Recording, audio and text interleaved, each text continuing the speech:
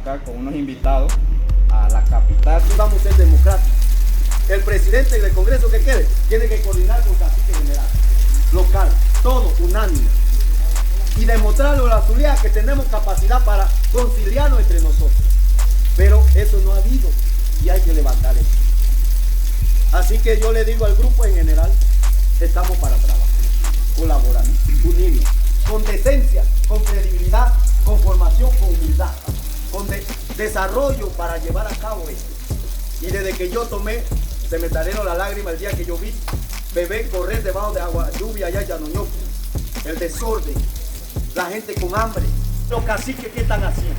Entonces por eso que el cacique que va a tomar la batuta tiene que ser una gente de serio y tiene que rendir cuenta. ¿Cuántos caciques de los dos periodos, cuántos ha rendido cuenta aquí? ¿Ha rendido cuenta? ¿Qué yo ando? ¿Qué plan estoy haciendo? También hay fondos internacionales para los caciques que están usando ese fondo. Entonces, divulgue quién va a ser el candidato. ¿Quién? Para estar con el presidente. Recuperar el idioma. Ya no queremos hablar murires, bugreres ni noveles. Queremos estar más conectados. Entonces todo eso hay que rescatarlo, mi gente. Cultura, hermosura de nosotros, único. ¿Quién está preocupado por eso? Jóvenes, a mí me preocupa la educación de los jóvenes. Basta ya de llevar a esos jóvenes, maltratarlos. A veces yo veo los Zulia maltratándolos. ¿Qué cacique se está preocupando por eso?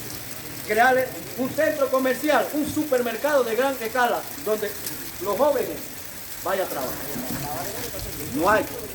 Entonces,